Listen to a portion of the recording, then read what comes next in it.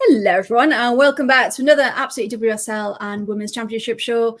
We do apologise. We were trying to figure out some football magic, and we're going to do it right now before your eyes. So, Danny, can you do the magic words for me, please? Yeah, Mark Skinner, Mark Skinner, Mark Skinner. Is it going to work? Hey, there we go. Say it 3 times and Paul appears. It's like Beetlejuice, you know. It just it happens. I am going to switch from microphone to microphone. So if I disappear for a half second, Team Chaos, you know. That's all it is. Of course, it's got to be Team Chaos on a Wednesday. I did think, Paul, before I spotted it was a microphone, I was like, Disco Ball, Death Star. Couldn't quite. But it's a microphone with Susting. Good. And hello to everyone in the chat as well. Good evening to Emma. Lovely to have you in the chat and back. Good evening to Johnny as well. Hello. Danny, and hello to you. Thank you for helping me out with that magic at the beginning of the show. How are you? I think that's about as magic as it's going to get from me tonight, so I won't set the standards too high. But yeah, I'm good. Thank you. How are you? Yeah, I'm good. Thank you. That's a pretty good standard, to be fair. Yeah, I think so. It can only go up from here, can't it? And Paul, with your 10 million microphones, how are you this evening? Hopefully you can hear me still. Yeah, I can. Good. You can. Good. It is all working. It was really weird. I was kind of sat here, and then I got a strange attraction to be pulled towards my computer. I was trying to get here on time. I was enjoying a lovely dinner, and then all of a sudden it was a weird compulsion to rant about bad football management. I don't know why. It was a red puff of smoke, and suddenly you were here. Simon, good evening. Simon, please tell me you didn't miss that magic. Paul, Emma says she thought it was a fan that you were just holding really close to your face. So if it is, be careful. With that one. Now, yes, so thank you for joining us, everyone.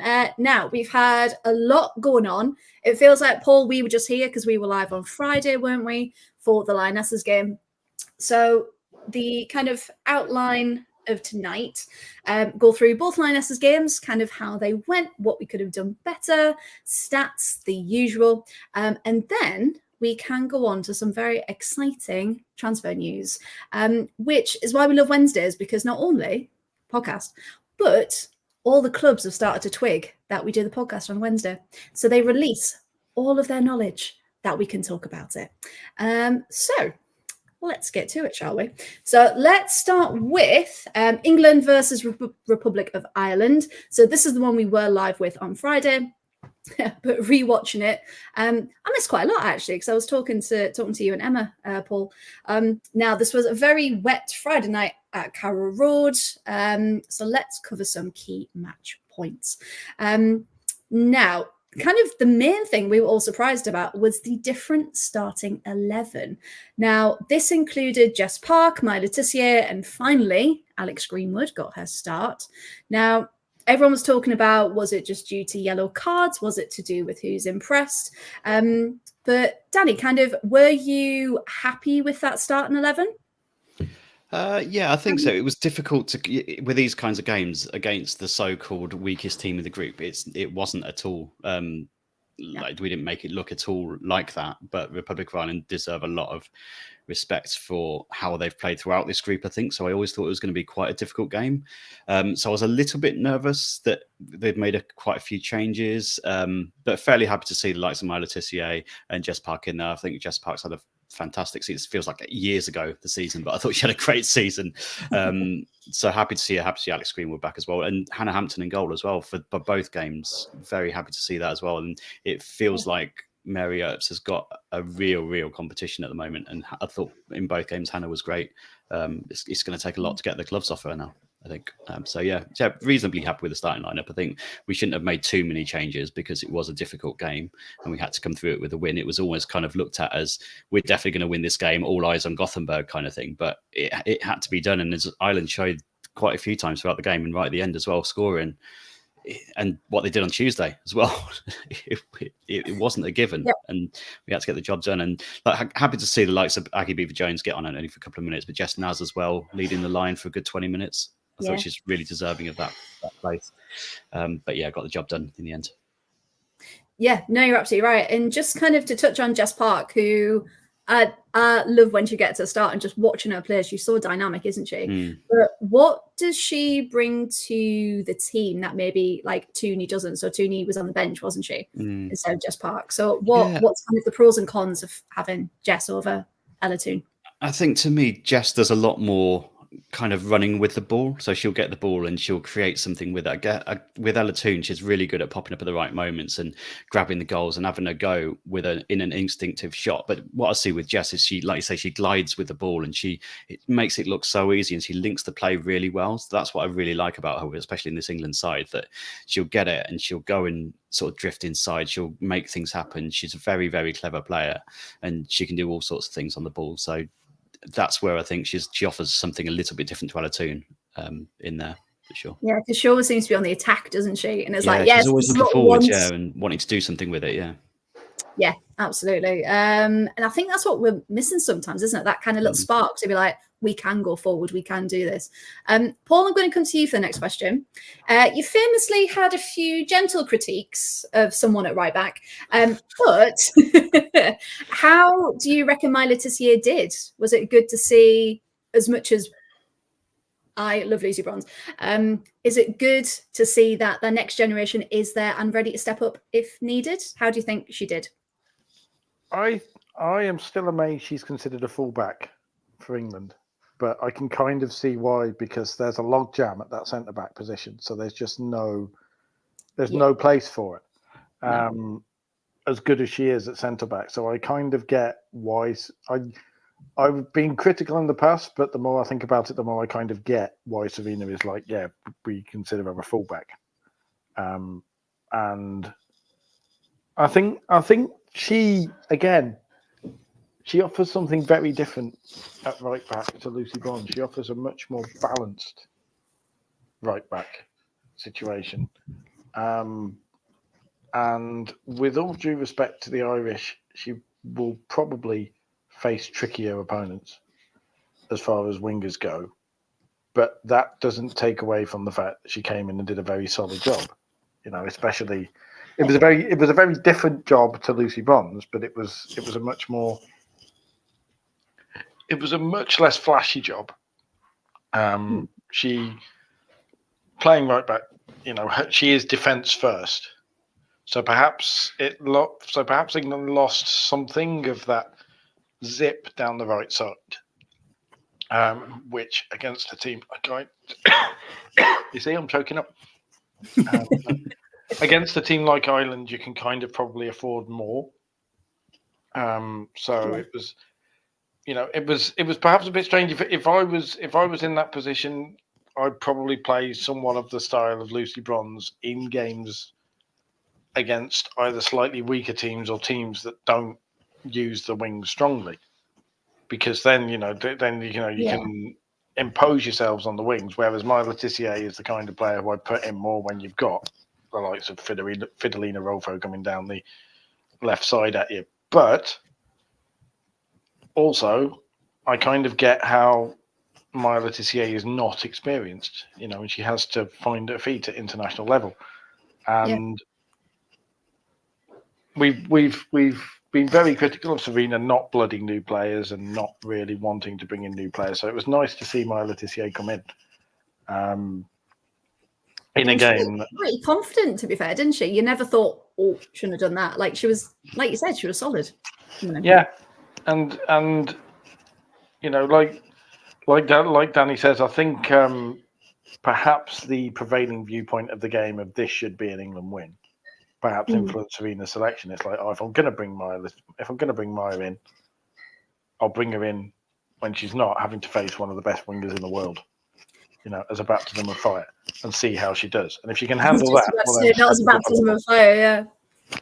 And so, yeah, she did a very good job. It was obvious, more so, what Lucy Bronze brings to the team attacking wise, because England did suffer down that right side a little.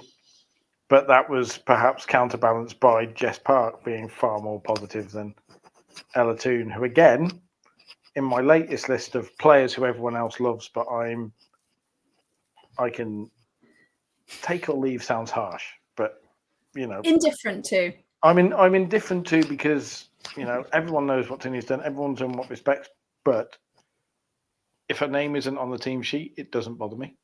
Like there are very few players in the England side that if her name isn't on the team sheet, it doesn't bother me. And I think that says something about England now, because in the Euros there were 5 or 6 names that you looked at and went, if they weren't on the team sheet, you go, oh, we're missing them. The only player now who really has that status for me for England is Kira Walsh. And even then, because other teams have keyed in on her, she is perhaps not as effective as she was. Mm. And I think a lot of the problem that we're seeing is England trying to evolve around and past that. So I've rambled a lot to basically say, yeah, I did a good job. Jess Parr did a fantastic job. Hannah Hampton starting is excellent because she is England's number 1 now, I think. She is. Yeah, and we've said it, Hannah Hampton. I was going to talk about it a bit later, but we'll kind of touch upon it now. We all know people will find something to moan about. Whether it was the most fantastic performance in the world, they'll find one thing and they'll run with it. Now, there were a few times where she kind of maybe dropped the ball, but she didn't concede. So at the end of the day, she did let a goal in. And people were saying, oh, no, she's not as good as Mary. Mary wouldn't have done that, blah, blah, blah, blah, blah. But I really think she did a really good job over 2 legs. Danny, I know you mentioned it briefly, but despite kind of Hannah having to come in and kind of fill those shoes, as it were, be that number 1, she did a really good job, didn't she? Yeah, and I think she has been doing for a while. I think it was quite telling that she played both games, I thought. Yes. And she showed her strength. She stepped up and she doesn't look out of place at all in that position. She looks like she owns that shirt now. And she's like organizing defenders. She's coming and claiming things. She looks like she's ready and she looks like she's there. And she's like to Mary, right, come and get it off me now. And it's really exciting, actually, as an England fan, to see that battle between 2 fantastic goalkeepers. It'll be interesting to see as the year goes on, sort of how that progresses, because obviously we've got a year until the Euros and seeing kind of who wins that battle. But I think Hampton's got the shirt at the minute. It's a really interesting battle and a really good problem to have as well for Sarina. Yeah, exactly, because you'd much rather have 2 or 3 brilliant players to pick from rather than best of a bad bunch. which one can I put in now? But yeah, you're absolutely right. And as you said, for actual fans as well, it's that not knowing who's going to be on that lineup, because we've said for a long time, we've criticised it. We know the starting 11, months in advance, it's not going to change. But actually now it seems like the tide could be turning. Good evening to another couple of people who've joined us. Good evening to our lovely Sam. Good evening, good evening. Paul Mark says hello. Not to me and you, Danny, just to Paul. He does. He does. Mark, what have we done? How can we make it better? Brilliant. But thank you everyone for joining us. Now there was a bit of drama as well in the 55th minute as Niamh Fahey lost possession in the box and pushed down Hempel as a bit like, I've lost the ball, might as well go to earn England a penalty. And of course, Georgia Stanway stepped up and converted to make it 2-0. Danny, did you feel a difference in the Irish between the first and second half, and maybe how their subs maybe impacted them in the second half to give them a bit of fire? Yeah, a little bit. I think they're a little bit more kind of direct and wanting to get something from the game second half. I think when they went 2-0 down, they were starting to think in the situation that they were in, every goal counts, because there's this seeding in the playoffs that they needed points and goals. I didn't expect them to get it on Tuesday night, I've got to be honest, but what a result that was, which we'll come on to later. So going 2-0 down, I think it set the light under them and thought, right, we've got to at least get one back here, try and close that goal difference back up again. Even if we don't get a point, just try and get that goal. Because I don't think they'd scored until then in the group either, had they? Obviously, really, was really our first difficult goal. group for them. That was the first one, yeah. So definitely saw them being a little bit more kind of wanting to go and get something from the game. And if there was 5 more minutes on the game, we might have been a little bit nervous, but obviously that goal was right at the very end. But great moment for them, I thought. And I think that actually the second half performance against England, the way that they started to show some a little bit more attacking nous in it, set them up well for Tuesday night and set the tone, and thought, right, we can do this. We're not just going to be also runs in this group. We're going to get something from it. And you definitely saw that in the second half on Friday night. Yeah, they're essentially saying, we're not just placeholders, like we are in group in League A for a reason. Yeah, absolutely. Now, Paul, I'm going to come to you for this one.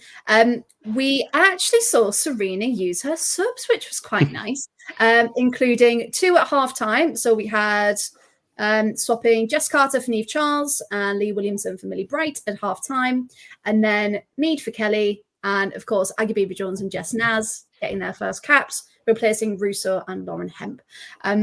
So Paul, what do you think the difference was? And was it the ability that we could do this against Ireland and have so many changes?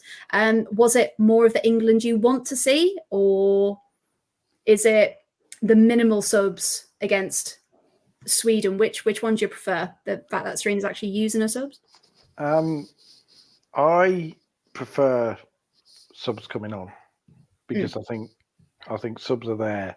You don't pick a team of 11 and then just write down some random names. You put subs on the bench with the expectation they're going to be used, or to give you an option of using them at least. And it seems silly that Serena's been doing that and then not using the talent that she's had, and particularly when certain players haven't played to the level that perhaps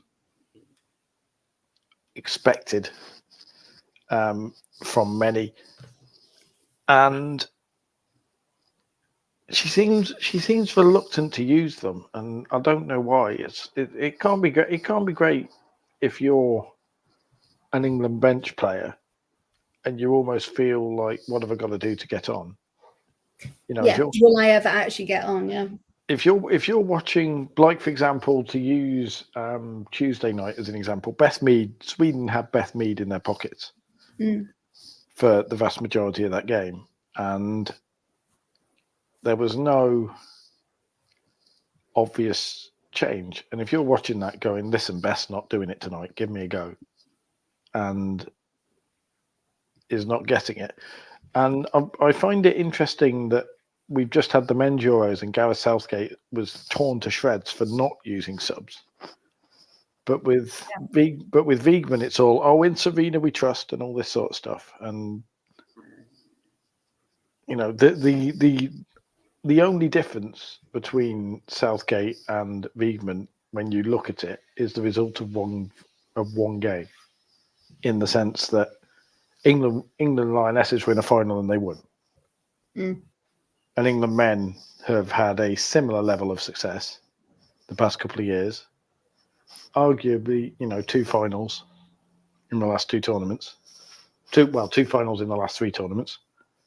And have not, and Southgate's been ripped to shreds for doing it, and questions about his squad management and all that sort of stuff.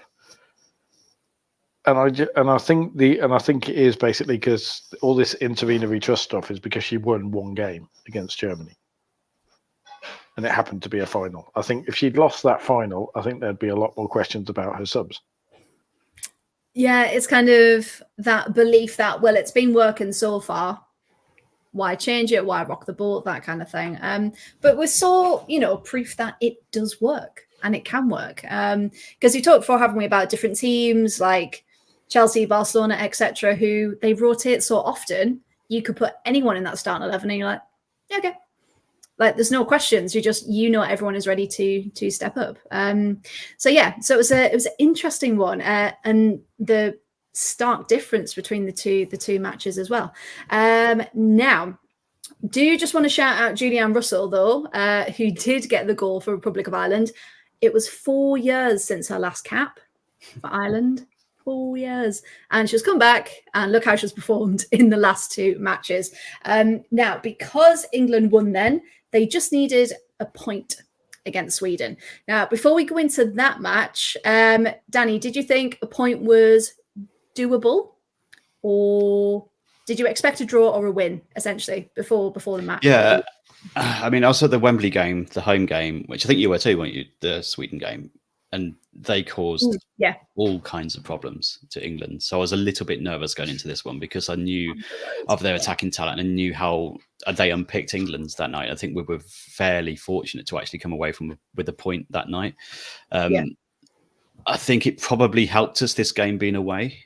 I think we performed really well in our 3 away games in this group, in a really difficult group. And I think that has to be said as well, that I think this group is probably harder than the one that we're going to get in Switzerland, if I'm honest, in the first, when it's drawn out, because it couldn't get a massive amount, much more difficult, could it?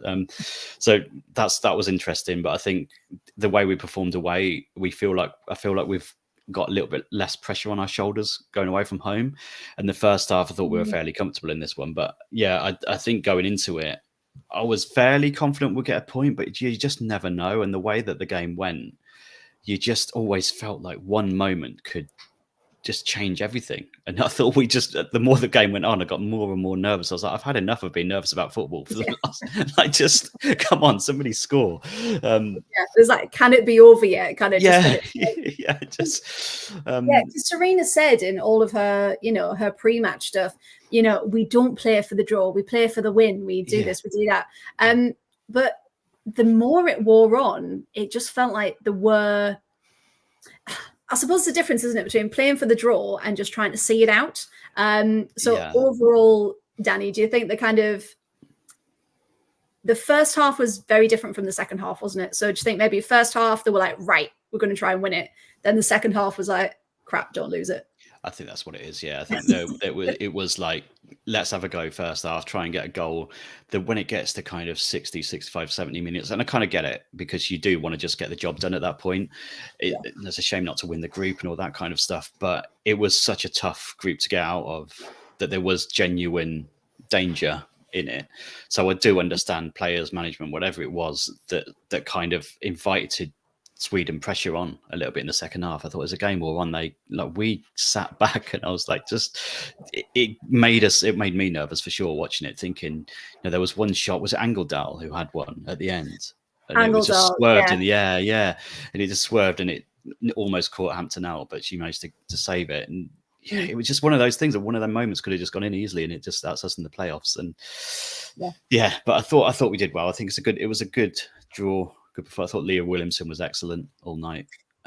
Really strong, back to her best, just as she's getting ready for the summer break. So hopefully she'll come back and be right at it. Because I thought previously, when she first came back, understandably maybe, she wasn't quite at the level that she was before. But I thought in Sweden she was fantastic, really, really strong. But yeah, however, if she could win her challenges better, that would be great. But I think at the end of the day, coming out this group and getting there was difficult, and you've got to understand that the likes of Sweden, France, even Republic of Ireland are all getting better. Teams across the world are getting better, which we saw at the World Cup, and I think next summer is going to be no different. But yeah, I expect not easier, but a fairly more straightforward group than this one in the actual finals, which is really weird. But we made it. We got there. Yeah, it's kind of, we've proven we can do it so far, so then nothing should come as a surprise next summer. Yeah, hopefully. And it'll probably do as well coming through a group like this and playing this type of games, doesn't it? That should help us theoretically, because we've been used to playing high-level games all for the last year or so. Yeah, absolutely. And there's no offense to like Luxembourg, but there's no like countries like that we're against now where it is like 10-12-0, and it's not like a fair match, is it? But when you've got people like France, Sweden, and Republic of Ireland, to a sense, all of them, not one of you could go, we're going to win that. They're all, anything can happen. So the next thing I was going to talk about, so again, coming back to subs, Sweden used all 5 of their subs from halftime onwards, right the way through, and it really made a difference because they could bring their youngsters on, and they injected some fire, some pace, and I have to say, Who was it? Who did Leah go in that tackle for? Oh, I can't remember her name. Begins with a K. Rosa Kafaji. Yes. That's who I was going to. I was hoping you were going to mention her. Kafaji, there we go. Yeah, Paul, do you want to talk us through Kafaji and kind of her impact? Because she was brilliant when she came on. I mean, she's a player who I am amazed hasn't already got more buzz around her, because she plays for Håken. Have I pronounced that right? Håken? Hacken? So. In the Damallsvenskan, so obviously the team that ran Barcelona close and did well in the Champions League. But Yes. England looked terrified of her, like, because she came on, and frankly, we were very lucky not to give away a penalty, because Williamson mistimed that tackle. She wasn't in the same postcode as Kafaji with that tackle. But the sin, anyone else would have gone down, because they maybe had that kind of game sense to be like, I'll get the penalty here. But Kafaji's kind of point was, I just want to get the ball. Like, I can still control it. Yeah, if Williamson makes that tackle on Stina Blackstenius, she goes down like a sack of potatoes. A sack of herring. There you go. For Sweden. Meatballs. A sack of meatballs. And gravy, yeah. Falls apart like an IKEA sofa. Like, genuinely, she just... and maybe that is the one bit that goes against Kafaji, because she's young. She hasn't quite got that, appreciation of the dark arts, as it were, that are more and more important in football nowadays. But she's such a, she's like Jess Park. She's such a positive, dynamic player. Yeah. And England didn't have any answer to it. She was making, even allowing for the fact that it's at the end of a summer where they haven't really had that much rest, and they've been playing non-stop since, about 2.5 years now, ish, with very little rest. Yeah. If you're making Leah Williamson and Millie Bright look unsettled every time you run at them, yeah, then you're something special. And just I worry about England, because that, like Danny said, other teams are getting better and England aren't. It's almost as if they're at that level and they've gone. Yeah, they've hit the level and gone. Yeah, we're some of the best in the world. We don't need to get much better. Or it's a question of like, how do we get better from this moment? What can we bring in? What can we? Yeah, they seem kind of stuck almost, don't they? Yeah, it's because other teams have worked out, right, stop Kira Walsh and you stop the engine. Ella Toon plays like this, and if you get around her, she can't make passes through. Let Russo back off 30 yards, because England will have nobody in the box as long as you just stop the wingers going down either side. And it's like, England are one-dimensional, and they're not. And like Mark says, they're scared. They're not playing with that. Yeah, they seem scared to lose. Yeah, reckless abandon that we saw. Beating Norway 8-0, where they looked like they were having fun. Well, it was interesting because, sorry to interrupt, Georgia Stanway said before the Sweden game, that little interview they did on ITV, that VT, she was like, oh, Serena, kind of told us to play with freedom and told us to do this and then we could enjoy it. And it's like, well, I get in some matches, there's got to be a plan, like a stricter plan, should I say. But surely if you feel a sense of freedom and you can do your job and what you can do, Paul, do you think they should have more of a sense of freedom when they play? And is that where England's joy actually come from? They don't, but it's all, they're not playing to their strengths. That's the thing, isn't it? They're being like, because Stanway's a midfield terrier who basically, if she's not, she's snapping into tackles, and in the Euros she was a holy terror in the centre of midfield. Just every single ball, loose ball, she was going in. Like the second coming of Jill Scott. And then you had Ella Toon making runs in behind, and you had Russo actually playing as a number 9 as opposed to a frustrated number 10. And you had Beth Mead going where she wanted as opposed to playing as a winger, Lauren Hemp taking fullbacks on. There's none of that now. It's regimented, it's disciplined, they're not playing with that joy anymore. Sorry. No, you go, Danny. You go. No, I was going to say just to look back on the France game, though, in particular, I'd say a lot of that is down to the situation that we find ourselves in. When we went to France, we knew we had to go and win, right? We knew we needed to go and get a result there, and it felt like in that game, especially the first half, we completely dominated, and we went away to a team like that, and to go and play the way we did. Sometimes the situation with this England team brings the best out of them, and I'm not sure whether we'll see that until the finals, until the Euros, because the situation will then be like, right, head on, let's go. This is what we need. We need to win. We need to win. We need to win.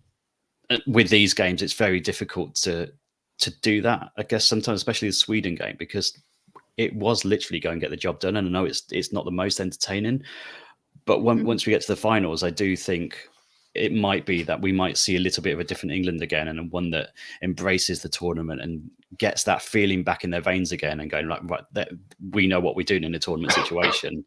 Let's go for it again. I'm hoping that anyway, because that France game was some of the best we've seen under Weekman, I think.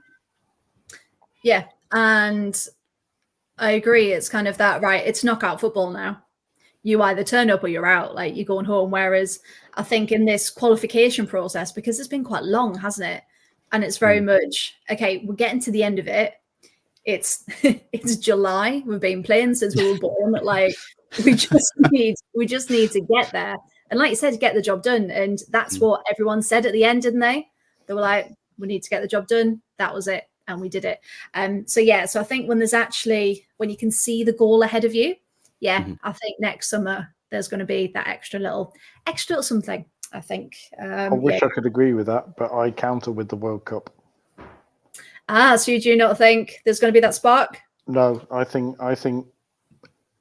I worry this England team, at least in its iteration at the moment, peaked with the Euros, in the sense that there are a bunch of players who now are too comfortable and have got settled in that, we'll play this way and it'll work because, we're effing England. Something will happen. And that isn't women's football anymore. No.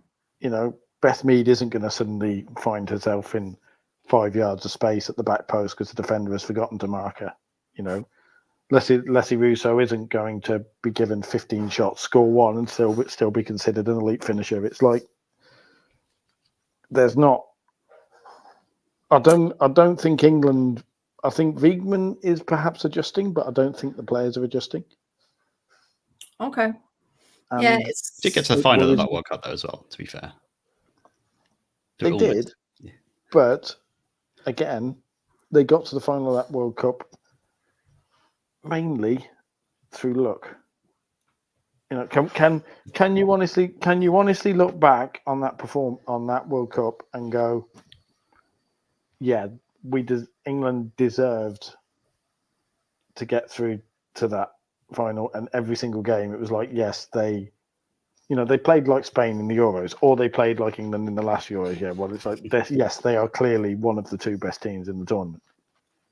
Yeah, I think, but there were a few. I think the Australia performance, especially to me, said that. We were obviously coming up against a good Spain side in the final. The group games, I think, there's 1-0 against Haiti, wasn't there? And I think Haiti they did pretty well through the whole group. But yeah, I think it wasn't as stylish as the last Euros, but I still felt that togetherness of the group, and you still felt that they're all together going for something. That spirit was still there, and I think that can take you a long way still. And hopefully by next summer, we've got a couple of new faces in that can change the game again. I'm confident, honestly. I think we're going to be fine. I think we're okay. And I still think there's a lot in a lot in the tank for Serena and the team. I think if players like Jess Park are actually used, yeah, I'll agree with you. Yeah, it's gonna need that kind of new blood, isn't it? At least to come off the bench and to do something. Because what we had in spades at the Euros as well was the likes of we made the Tuna Russo change every time, didn't we? We need that new kind of group to come through underneath it and say, right, I'm going to come on and put pressure on you. Like exactly what's happened with the goalkeeper situation. We need that in loads of positions, don't we? Just to be like, right, if you're not doing a job, someone else is coming through. And I'm really hoping for a good WSL season and seasons elsewhere that we can see that and we can see the players coming through because I'm just glad to have got through and not have to worry about the playoffs as well because we've got a little bit less pressure on the international break, whatever it will be in sort of say October time when the playoffs are happening. I'm assuming we'll organise some sort of random friendlies around that as well.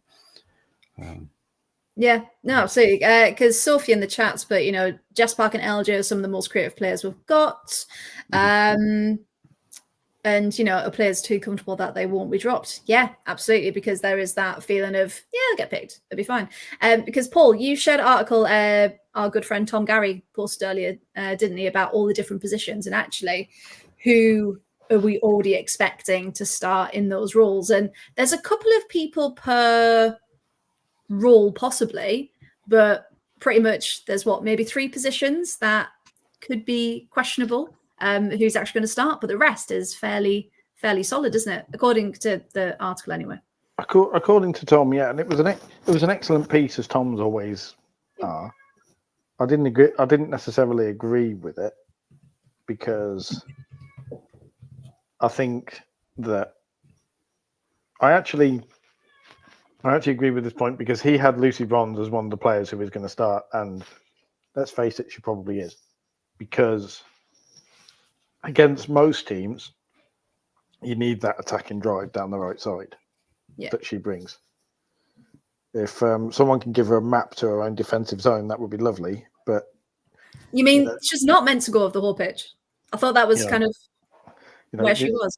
Yeah, just Lucy, just put her on a bungee cord down the right side or something like Reigns, like a toddler. It's like no. Yeah, she just gets if she sets off on a run through the centre of midfield against Spain or something, she gets yanked back and just.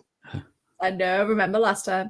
But I think that the places for me where there are questions in goal, obviously, there's a question there. You've got England's number 1 versus Brand Mary Earps.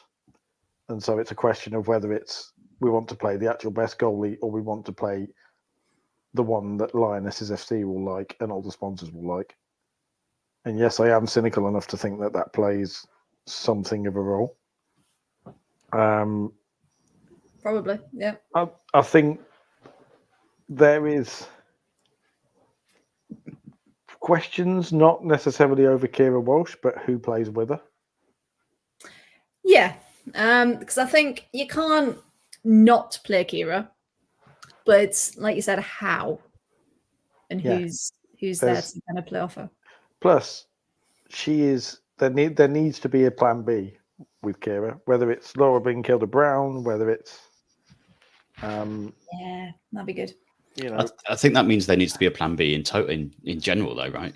Because, like you said earlier, Paul, like people are getting teams are getting on it now, and Sweden definitely did in that game at Wembley, and you're seeing United even hearing a name mentioned in some games, and because he's just been marked out the game because they know what the game plan is, and we've got to come up with if this isn't working, what's our plan B, and get that plan B in place now and try some things out in these next few games, because it almost feels like we've got to find some other way of playing, because or even start like that as well and start in a different style and surprise teams. So just think of different, because it does feel a bit like one-dimensional at the minute, like we said. And if we can come out and surprise a couple of teams and be like, oh, that's not how they're playing. Okay, we've got to adjust and then go back to it maybe if we need to. That kind of thing, I think we need to see a little bit more over the next year or so. I mean, I'm a big fan of Laura Blinkilder. Yeah. To go into that spot, or not Grace Clinton. I don't see a spot for Grace Clinton in this team. Or if I do, she's third or fourth choice. She's not as good as Jess Park. She's not as good as Lauren James. She's not as good as Georgia Stanway. She's not as good as Kira Walsh. So, because that was one of the questions about LJ, wasn't it? Kind of where do you play LJ, or what 10. do you class her as? 10. As a 10. She for me, Lauren James is one of those players who you put in what used to be called a free roll. You just go, there you go, there's the pitch, it's yours. You're good enough. Like literally. In the older championship manager thing, when it has player types, there's for the free roll, it just says this is a player who defies tactical instruction. She just does. They just, she's that good. Let her go on there and do what she wants. Yeah, play with that freedom. Yeah, make everyone else adapt to her because she's that good. I'm not sure Serena likes players with freedom. I can't see her going and being like, right, do what you want. I really feel like she's wants control of a game and stuff like that. I don't know if she'll do it. I think she should. I agree. I just don't see her as that kind of manager. I feel like she needs to know intricate details about what's going to happen when the ball goes to her and stuff like that. But I completely agree. I think that's what she's the player England should build around for the next 10 years. 100%. She is a talent that defies description. She's that good. Heard it here first, everyone. If I'm put it this way, me being as cynical as I am, if I'm singing the praises of a player like that, they're good. That's true. That's actually quite true. Yeah. If a player makes me go that rhapsody about them, also I am. If Leah Williamson wasn't captain, I would make a convincing argument for playing Alex Greenwood instead. And maybe you move Williamson to alongside Kira Walsh, but who knows? Oh, okay. I mean, I think Alex Greenwood, the season she had, it's a crime that she's not starting or getting as much game time as she is. Because she had a phenomenal season, didn't she? So she deserves every minute on that pitch, on that line. So yeah, it could be nice to maybe see her. No, she won't. She won't start over Leah, will she? Won't see the day. But they've got the talent in the squad, which is the frustrating bit. Now, some stats. I was going to show you some stats. England versus Republic of Ireland. I tried it as a PDF, but it was the wrong way around. So I'll just talk at you instead. Well, we are Team Chaos, aren't we? So just kind of everyone go on your side for a minute. But yeah, in the England-Ireland match, England had 16 shots, only 6 were on target. Okay. So 10 of those was completely wayward. Ireland had 4 and 2 were on target. So their percentage rate, much higher. However, against... Where were we? Tuesday. Let me get it up. Very streamlined this, bear with. Okay, stats against Sweden. England had 7 shots. In fact, England and Sweden both had 7 shots. We had 2 on target. They had 3 on target. So again, I think that just shows the complete difference between the two matches, and how literally that one shot could have changed it, didn't they? Now, speaking of subs, just very quickly for this one, Serena didn't make a change until Chloe Kelly replaced Beth Mead in the 74th minute, and Niamh Charles came on for Lauren Hemp. What was it, about 90th minute-ish? And then Fran Kirby came on in the 93rd minute for Tooney as well. How did we think Jess Carter did against Sweden? Danny, you've got any thoughts? Yeah, I think she struggled a little bit, positioning-wise and stuff. I don't know what it was. Maybe it was just the level of opponent against her. I felt like she struggled a little bit, if I'm honest. But which I haven't really seen too much of her, like in terms of struggling in games. She always seems to be quite on it with England. But yeah, I did think she struggled a little bit on Tuesday night. But obviously we got the job done. But I think if it was going to happen, if they'd have targeted her a little bit more, they might have got a little bit more joy than that. But so yeah, I was a little bit worried about her side of the pitch, if I'm honest. But because there's a couple. I mean, she's I really, really like Jess Carter and the way she plays and how physical she is. And normally she can get back. And I think maybe it's a bit of fatigue, maybe a bit of tiredness, because all the everyone was saying as well about Sweden, kind of they were so like sluggish in the first half. So I think that maybe was why they made so many subs, which worked.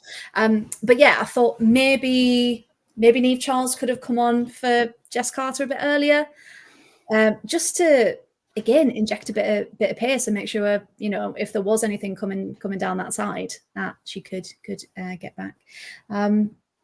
Yeah, so that was one I had a question on. Now the last thing about this match then, Paul, I'll come to you for this one. Leah said at the end, we don't make it easy for ourselves when we don't score. We've seen out the game the same as in France. These are tough places to come. They had a change of tactics. They have different threats. We stood firm and we stayed true. We couldn't play the football we wanted to play in the second half, which put us under a lot of pressure. So if they couldn't play the football they wanted, what could they have realistically done to play that football, do you think? Have more of the ball for a start. But well, yeah. It worries me that a team like England are basically using as an excuse for an incredibly nervy performance. Oh, well, we couldn't play the football we wanted. Yeah, that's kind of how football works. Teams are going to stop you playing the football you wanted. And if your only response to it is to be hanging on by your fingernails against Sweden for 20 minutes, that doesn't bode well. You know, apart from anything else, good teams play more than one brand of football, and you know they have their associated brand, like Spain and Barcelona have their associated brand of 47 passes in their own half and then get on with it. And Manchester City men have their brand of football. You know, England have a brand of football, but the good teams can beat you in more than one way. And it worries me that England's response to that is not, okay, if we can't play like this, what strengths can we use instead? It's the captain of the national team going, they didn't let us play. Like, yeah, you want people to kind of have that in the moment problem solving, don't you? So regardless of what kind of the plan was, if that's all gone to pot, if that's gone out the window, if they have changed their tactics, you want someone to be able to call the shots almost, and you know, make that on so you can see me, by the way, because I know I've got the emo aesthetic, but I've gone full. Here, so just put the light on for you. There we go. We can see you now. Lovely. Yeah, and again, this is a coaching problem in the sense that Serena, like you say, she has this regimented idea she wants to play, and the players have that drilled into them and are bought into it, obviously. And when it works, it's great, but the imagination is stifled, and there's no knowledge of, oh, okay, Russo's not having a great game. We've got Rachel Daly, who provides a completely different threat up front, so we can adjust. Or, okay, Ella Toon isn't really going that well. We've got this backup plan, and that worries me a bit. Like, in answer to the question, the way they should have dealt with it is by turning around and saying, okay, you won't let us play this way, so we'll play differently. If you've got answers to these questions, we'll change the questions. And it comes back down to having that plan B, doesn't it? And those other way around it, rather than just like, right, we need to play this way. And, you know, no matter what, we're going to stick to it. But yeah, to have those options, and maybe that comes in the form of, you know, different personnel. Maybe it comes, you know, someone just taking that moment of, okay, we need to step up. We need to change. Yeah, absolutely. now, I believe that was everything about the match. Anything else about that match? Anyone wanted to have a look at? I think so. No, I think they were all key bits, weren't they? Let me just tick them off so I know what I've talked about. Right, so this visual I did get right. Ta-da! Okay, so this one, all of the qualified, automatically qualified, should I say, groups from League A. So we kind of try and go through the rules as much as we can on each podcast. So essentially, all you need to know is the top two from each of the groups in League A, so groups A1 to A4, they have qualified automatically and join host Switzerland in the summer. So that's all done. And luckily for us, as you can see, we are in Group A3. So we don't need to panic, don't need to worry. We turn up at the finals next summer. Bob's your uncle, all done. Everyone else, however, they've got to go through the playoffs. And that includes a 2-leg home and away fixture, which, as Danny mentioned earlier, will be, I think one's going to be in the October break, and then one's going to be November, December-ish. So home and an away. Now, as we mentioned earlier as well, teams like Ireland, Republic of Ireland, sorry, I should say, because they finished bottom of Group A3, they will then be relegated to League B for the next lot of Nations League fixtures. And depending on where each team finished, that will then affect their seeding for the pots and the draw that is going to take place on Friday. So if you're interested in the playoffs, that is Friday. I think they said noon. I could be making that up. It's Friday at some point for that draw. So just go through some of the other ones then. So I'll put this back up while I'm talking. So we've got a nice picture to look at. So Italy, I don't know if anyone saw the Italy game, but essentially they held the Netherlands to a draw, 0-0 draw the other day. And then they completely smashed Finland 4-0. And it was quite wonderful. Bakari, her first goal, if you can, please watch the highlights back. It was just phenomenal. And then the best thing was they turned their qualification banner into like a big slip and slide. So they were all putting their water on it. And even the manager was sliding along this massive banner on the floor. So yes, so if you haven't seen that, please do go find it. It was loads of fun. So Italy actually top the group with Netherlands coming in second place. So that's in Group A1 there. And of course, Viv Miedema got the equaliser against Norway, and it's her first one back with the Netherlands since her ACL. So massive shout out to Viv for that one.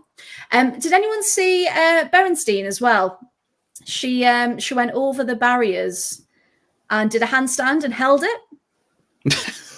She did not see that. I need to see. Went face first, ran into the barriers face first, did a handstand, held it, and then she came back down. Nice. Just as if she'd practiced it. It was phenomenal, to be honest. So that was Group A1.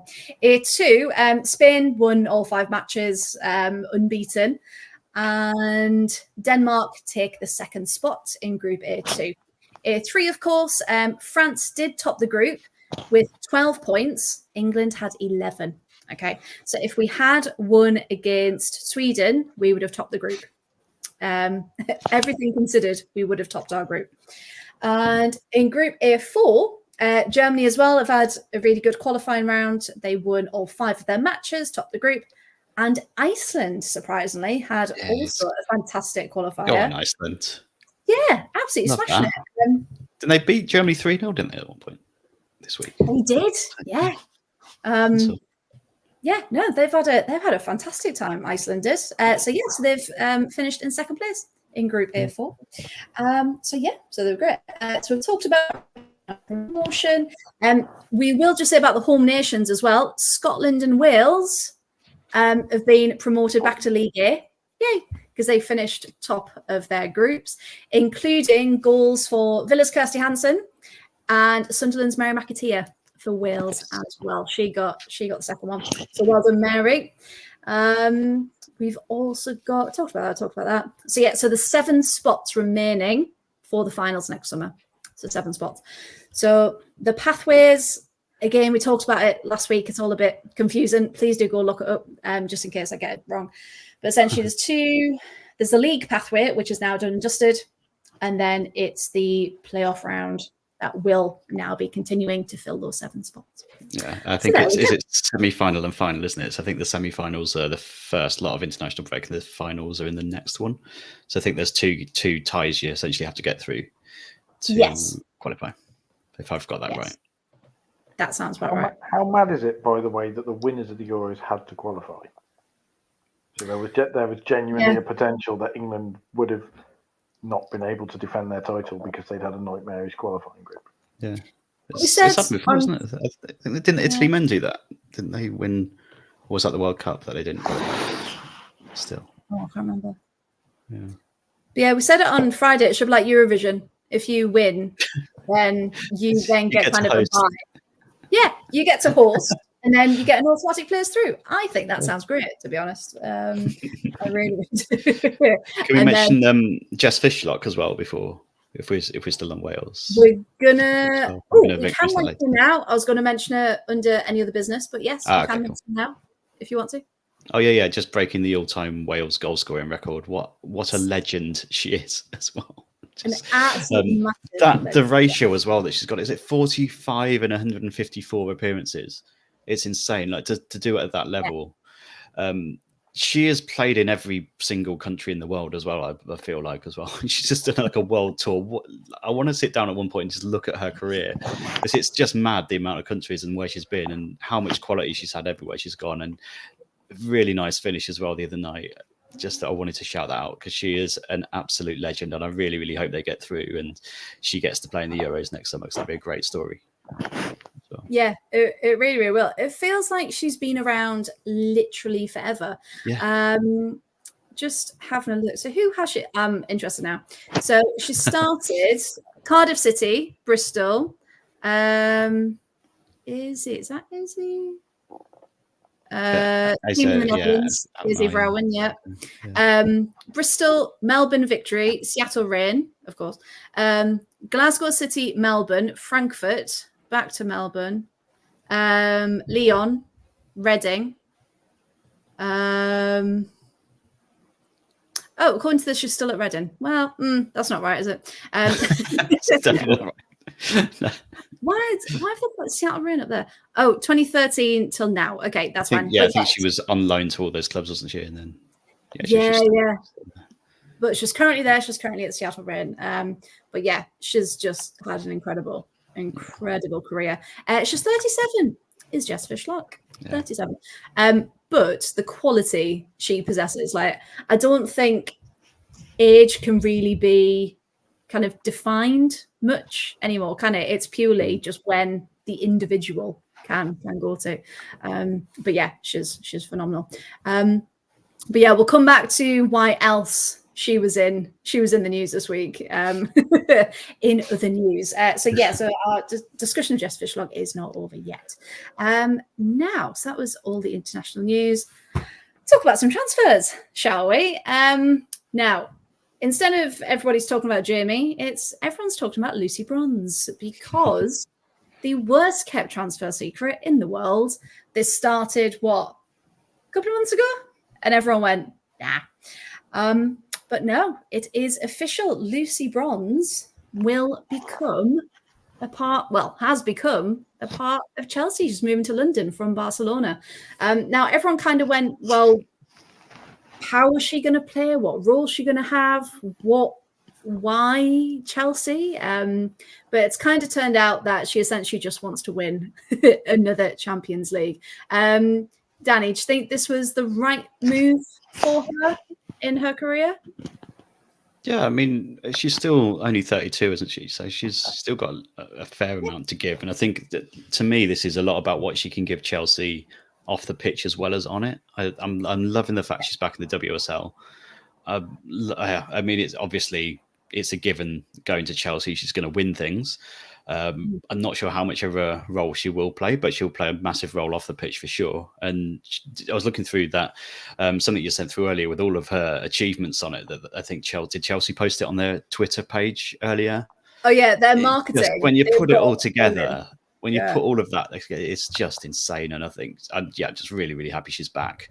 And she's going to be massive for younger players at Chelsea, and that can only be a good thing, right? For them and for hopefully young English players coming through as well there, and just so much leadership that she brings there, so much experience. So happy to see her back. Great signing, I think. It just feels surreal seeing her back. So all of those, I've just got it up what I sent earlier. So they posted the most decorated English women's footballer in history, the only player to win the women's domestic title in France, Spain, and England, appointed MBE. So trophies: 5 UEFA Women's Champions League titles, 3 Women's Super Leagues, 2 FA Cups, 2 League Cups, 3 Division 1 Féminine in France, 2 Coupe de France Féminine, 1 Trophée des Champions. That's not French, just in case. 2 Liga F titles, 1 Copa de la Reina, 2 Supercopa de España Femenina, Women's Finalissima, She Believes Cup, 2 Arnold Clark Cups, can't miss them out, and Euros as well. So just a few. Then she's got all the individual awards as well, career appearances, and you just think, is she real? How does one person get all of this? Paul, kind of what are your thoughts about this move to England? Were there any of the teams she could have gone to, or was Chelsea kind of inevitable? Well, there were 11 other teams she could have gone to, but probably couldn't afford it. No, not the WSL, just kind of in general, in the world. Yes, but I think there is brand Lucy Bronze as well.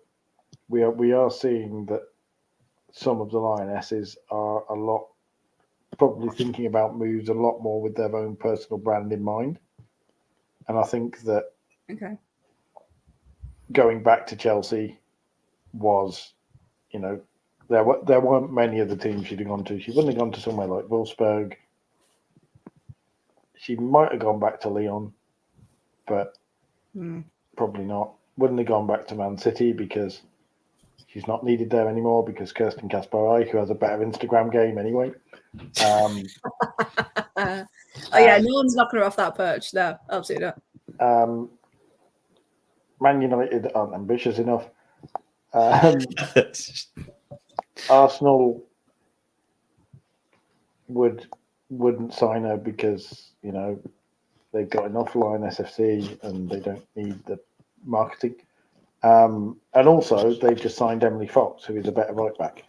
But the thing that has really annoyed me about this move isn't anything that Lucy's done at all. It's the reaction from supposed Chelsea fans. So let's talk about that because I obviously got a bit annoyed. So it's a bit like, we've talked about this before, the people online, there's the real fans, and then there's the fans that have probably never been to a match, never been to the game, whatever, and they're just purely online fans, not there for the football or anything like that. And the amount of people that said she's washed up, she won't get a shot, she won't get any starts, she won't do this, she won't do that. And I was like, hang on a minute, this is Lucy Bronze. Even if she takes if there is more rotation, I mean, I'm just thinking of her knee at this point. Rest is good, rest is fine. But the reaction has either been, she's a winner, she'll be great for the team, welcome Lucy, whatever. And then there's been the other half that have been like, oh, well, what we're signing her for?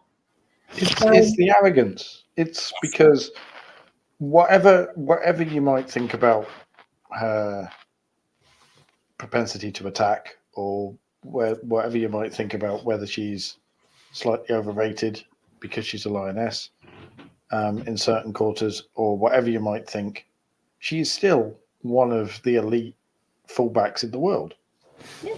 And she is. And, even me, with all my critique, can say she is one of the elite fullbacks in the world. Mm. And any team would give their eye teeth to have Lucy Bronze playing for them, for both the off-field marketing if you're thinking cynically, a Lionesses FC, but also for the off-field attributes she brings with young players and the experience she has. And if Lucy Bond is your backup right back for Ev Parise, then that's a decent pair of right backs you've got there, isn't it? Really? Yeah, absolutely. Because then people were saying, well, who's going to be dropped for Lucy? And it's like, it goes back to that thing of, well, Sonia Bonpastor, she seems like she's very much, okay, a bit like Emma Hayes, you prove yourself, you're starting. She seems very much like that kind of manager from what we've seen. It worries me that Player FC will follow Lucy Bonds to Chelsea. I'm going to be really interested to see like the likes go up. Do season tickets go up? Do attendances go up? Just kind of comparison. Kingsmeadow, they fill Kingsmeadow anyway. You can't really, if there were any team in the WSL that doesn't need an attendance boost, it's Chelsea. Yeah. But I don't get how, as a fan, whether or not you can be critical of players on a purely analytical level, you can't see a player like Lucy Bonds join, and your first response is, "Oh, she's washed up." After she's just won the Champions League with Barcelona, and the only reason she hasn't started every game for Barcelona is because they've got Onabacha. Exactly, another phenomenal right back. And yeah, I'd get like every player makes mistakes, and we've talked a lot about it, haven't we? That maybe she isn't as, I can't even bring myself to say it, but go on, embrace it. Go on. No, I'm not doing it. You can't make us. Maybe there's been a slight decline. Some may say, I'm not. Some may say. If Rosie was here, should shoot us right down. And Emma said the same there. Paul's come to pop for his bubble of delusion. Yeah. Someone needs to. Someone needs to keep us down to earth. So that's fine. But she's still a phenomenal, like you said, like an elite athlete. You just can't. Yeah, she's just an asset to have, both on and off the pitch. And yeah, I don't see where the criticism's coming from. Yeah, she made a couple of errors, but who doesn't? And I think we put her on such a pedestal. Well, that shows how good she is, though, right? That her errors become, oh my goodness, Lucy Bronze has just made a mistake. Well, all players make mistakes. Just that she has been phenomenal throughout her entire career. It doesn't mean she's suddenly washed up. It means she's just an outstanding player that mistakes start creeping in sometimes. Or maybe other teams are getting better as well. Like we said earlier, that other teams have been able to figure out how to play against her or things like that she has to adjust, and sometimes it will force her into mistakes. It's just, she's a fantastic player. It's a great signing, I think. It's just... I mean... I want to ask you guys, and indeed the chat as well, and this is going to come weird coming from me. We're going full Twilight Zone here, with me defending Lucy Bronze. But do you think that women's football fandom almost has embraced the let's pull people down now? Like they've got to the point where a lot of women's football fans, particularly online, think that you either have to be my team, right or wrong, live or die, or you have to be some sort of cynical thing, just sitting there going, oh, everything that isn't my team is rubbish. And it's like, and it's worse in women's football than men's. I think maybe that's always been there, but I think there's just more people shouting into the Twitter void now. So it seems as the game's growing, that seems really amplified. Because, yeah, Danny, what do you think?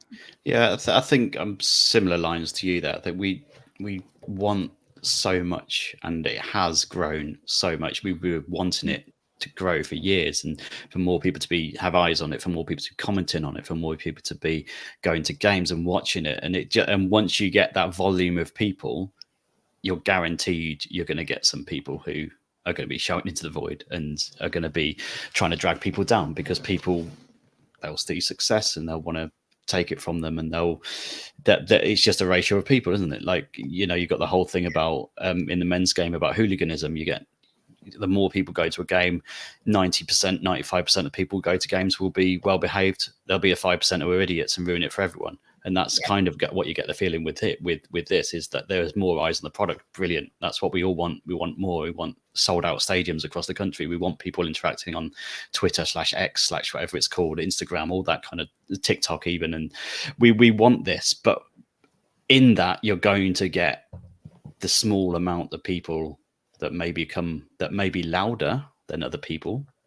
Yeah, getting to say, and that's the thing. Yeah, you get a lot of personalities that want to kind of have their voice heard more than anyone else, and the negative voices unfortunately outweigh the positive ones, because positive ones are just brushed over. It's the ones that want to make themselves kind of headlines, I guess, and want to make their own thing about it. It's a shame that it happens, but I think it's just the volume of it makes that happen. Yeah, and I will say as well, I've noticed, and I know a couple of people I've talked to as well, the difference between people who attend Lionesses matches and the people who attend club matches. And the ones that, and again, if anyone in the chat wants to say something different, but a lot of the experiences now is, how can I word this nicely? It's people that are going for the celebrity, not for the football. And there's a lot of groups. What was that for? Player FC is what it goes. Player FC, yeah. And they're going for the selfie. All they're asking is, what time can we meet the players? Where do they get off the coach? What door do they go into? And a lot of it is parents, I will say that, who have been very pushy about it and kind of hide behind but my daughter loves them. It's like, and she can be respectful in that, and so can you. Like, where is she? Oh, she's at home. Yeah, she loves them so much she doesn't want to come tonight. But yeah, it gets to a point where there's like groups of kids, which is great that they can come and see their role models, but they'll be sitting on their phones because they're bored. They've had their 20 minutes of, this is new, and then they're like, yeah, I'm bored now. And there's no, like, it ruins the atmosphere, and it's very, very different. So I think I would much rather go to a club game where people are there for the right reasons. That means there'll be a couple of people that have been dragged or whatever, but yeah, there's that difference between the two, and that difference then spills online, because I'm in a couple of groups and things, and one of them the other night actually I was so disappointed that the Lionesses did not come over and greet everyone. This is at Carrow Road. They came around and clapped, but they didn't come over and spend any time with the people who'd sat out and watched them in the rain. My daughter was very disappointed, blah, blah, blah. And it's like, you're not going for a meet and greet. Yeah. We're going to watch a football match. If you are lucky enough to meet a player, phenomenal. But people are going now with the expectation that they're going to sit and, get pictures with how many were there? 25,000 people? And it's just unrealistic. And I think most people need to kind of readjust to reality and what's actually acceptable. I do think there's the women's football fan culture. There's less. This is going to sound really snobby, but there's less willingness to have proper discussions and debates like we have, like you see on many men's football podcasts and some women's football podcasts as well. But it's all about, it's very superficial. It feels like Mean Girls in high school. You have all these accounts with player profile pictures and random in-jokes and names, and when you say something on Twitter, if you're unlucky, you get 47 retweets, and you can only actually see one because the cleats have picked it up, and you just kind of sit there, and it must be horrible for the really big journalists, because we've all had kind of a bit on the edge of it, but just the way that there are so many voices that are ready to jump on anything and take the mickey out of it and dunk on it and have hot takes about it. And you sit there and go, yeah, the men's game is crap, but when you won't even, so if you say something like, Leslie Russo is maybe not the best number 9 Arsenal could have, bang. And it's not, why do you think that? Because she does this, because she does this. It's, you don't know anything, washed, blah, blah, blah, and loads of team speak. Yeah, you never watched the game, blah, blah, blah. And like the Twitter handle will be Russo for life or something like that. And you're just like, they must just like, I don't know how they find these tweets, but when they kind of, when they find it, they go on, don't they? Like piranhas, they just kind of like attack almost. And you're like, hang on a minute, have a debate with me. Like, put your point across. Maybe I'll see your point of view. And that's the thing. Like, people don't take the time to understand anymore. And they just think, oh, well, that's my first impression. Therefore, that's what it is. And then they go on the defensive, don't they, straight away? And they go straight to the personal insults. And yes, they also often make some fairly nasty insinuations about people. They go straight for that. Yeah, instead of going, oh, that's an interesting point. Let me unpick that with you.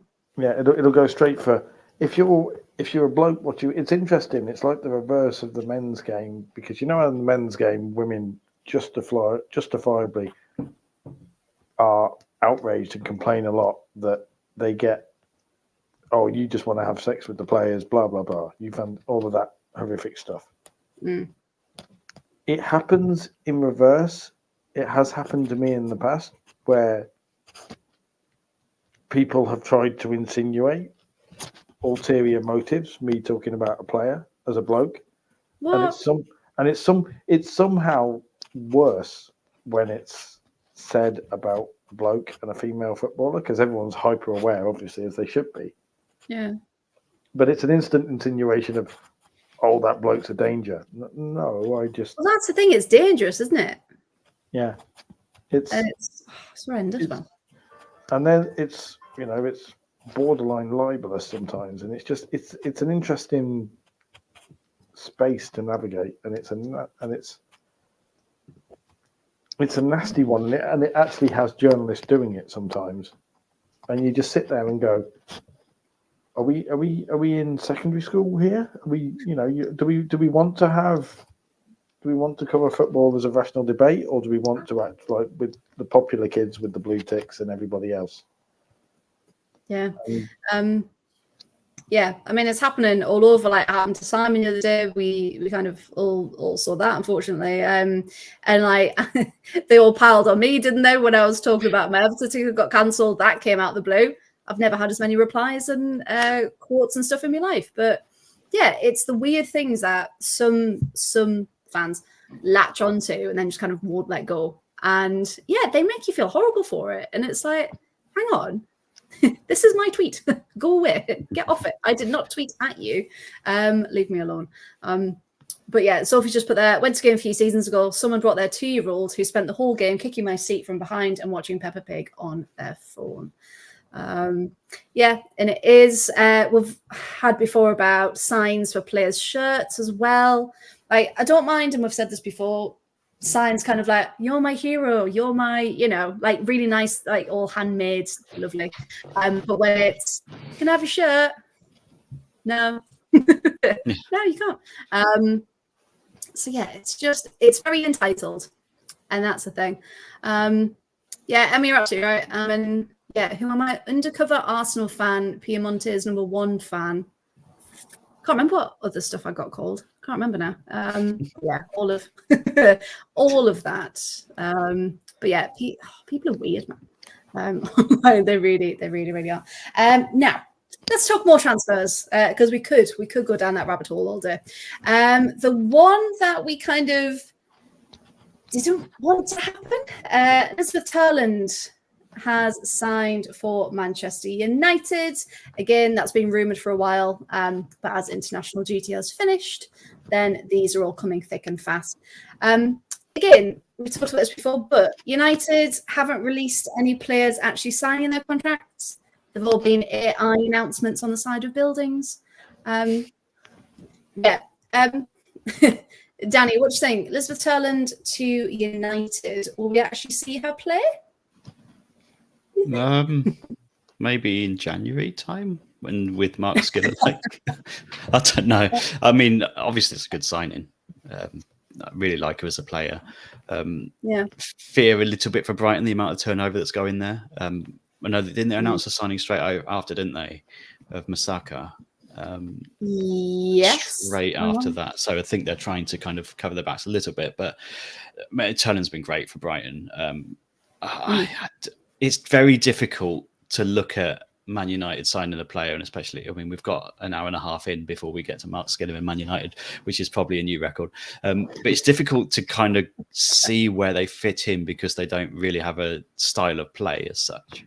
So you kind of until they start playing, and because they re-signed or they signed Mala, didn't they? Yes. Contract. They've lost a couple of players. But as a goal scorer, she's great. So if she can kick into gear, she can get on the end of stuff, she'll be brilliant. But I just don't know how much she's going to play, what kind of style she gets into. It's very difficult to know. Mark Skinner's talked a lot about introducing a style and getting focused on it this season and stuff, but proof will be in the pudding really for that. I'm no doubt she's going to score goals in that United team, but I didn't want it to happen because I really wanted to stay with Brighton and continue what she was doing because I think she's a great player, and disappointed she slipped through into the porter cabins. Not good, but hey ho, she'll score goals though, won't she? She will, and especially because they've lost Lucia Garcia as well, haven't they? Yeah. To the Mexican League. Emma, do you mean Portakabin, not Portaloo? Both. I'm sure they do have Portaloos. Sure, there's Portaloos as well. Yeah. Yeah, Pua Dominic Jansen. I'll never get over that picture. It looked very much like just sit here and pretend you're at Manchester United. Awful picture. But yeah, you're absolutely right, Simon. Elizabeth Turland definitely doesn't watch the podcast, or she would have ran. Sophie's put United's a great club if you're Mark Skinner's favourite 12 players. I like you, Sophie. You can come back. Sophie's a good egg. Emma wants to go grab the popcorn now. So Paul, if she's actually played in the position that she's strongest in, what can our friend Liz? We got it done for that, didn't we? Calling her Liz. It was inappropriate. What can our Liz bring to a team which has played properly? Goals. She's probably one of the best finishers in the W. She's probably one of the top 3 finishers in the WSL, like the top pure goal scorers. I would put her in the Sam Kerr bracket in terms of ability to finish. She's just instinctive. She was with LJ, wasn't she, for goals scored last season? Yeah. She's an instinctive finisher. If she's in the box and the ball falls to her 6 yards out, she's scoring.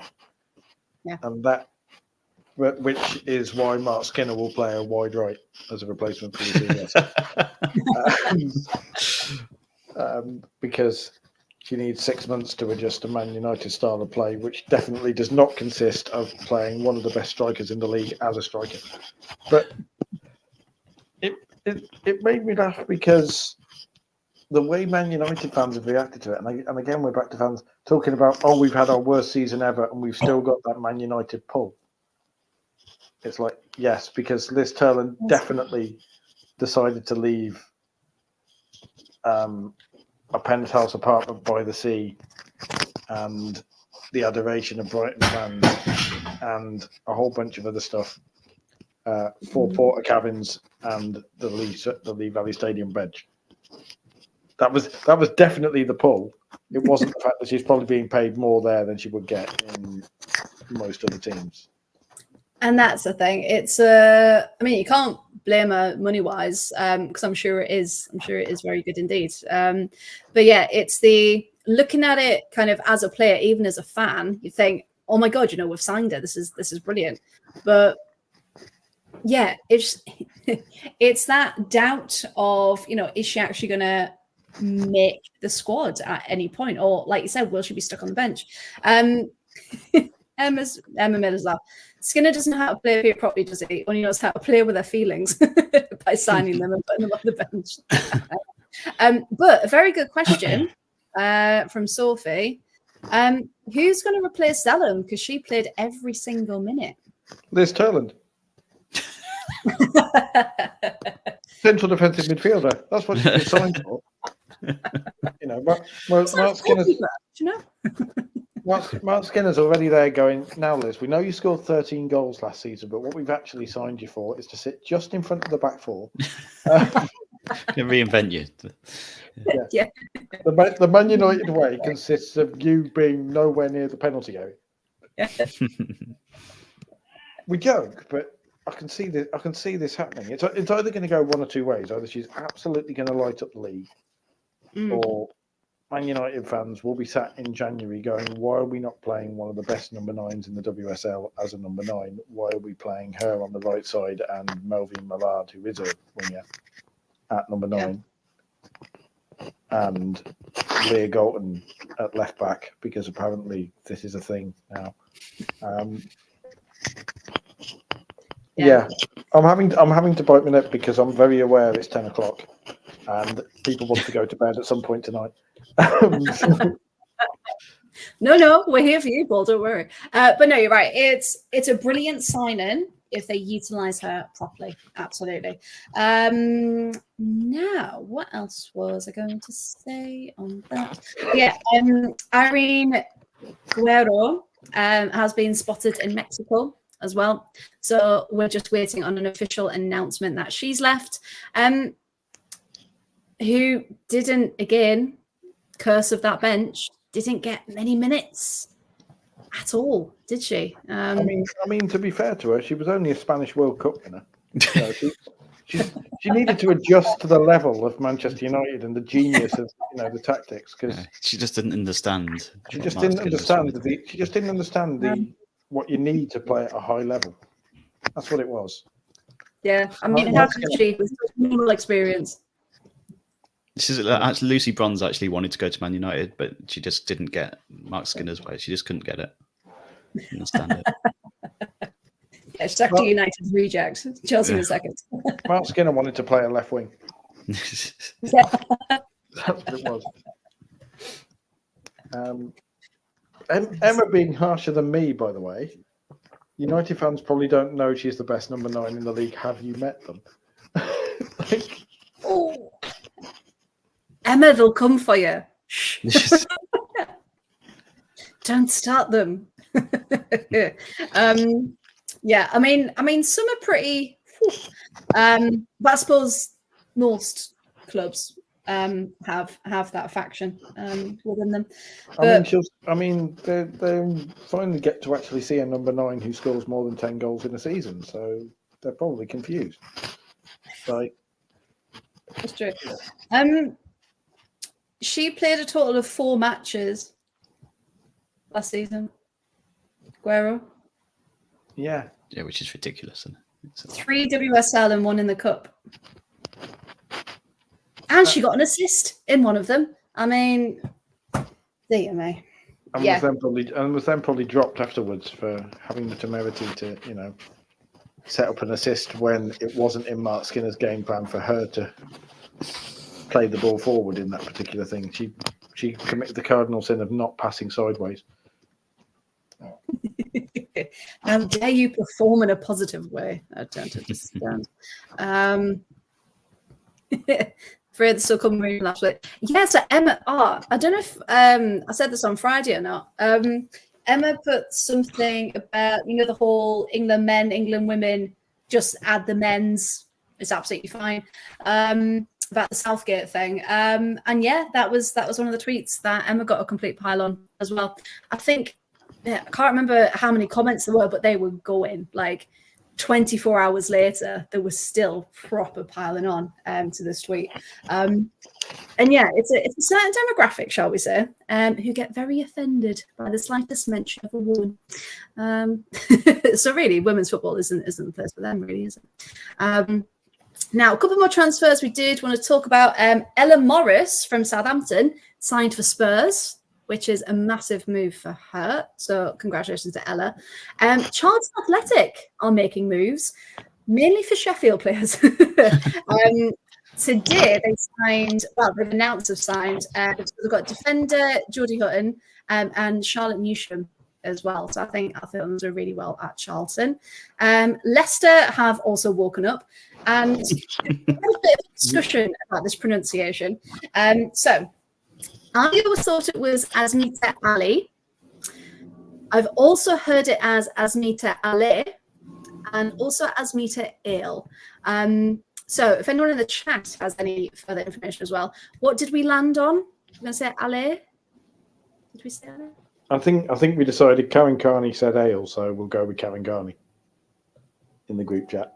That was it. Yeah, there was a video. So Asmita is Nepalese, and I found a Nepalese video on YouTube going through like stars from Nepal. And they said Ale, but Kaz Carney did say ale. So yeah, we'll go with Kaz Carney.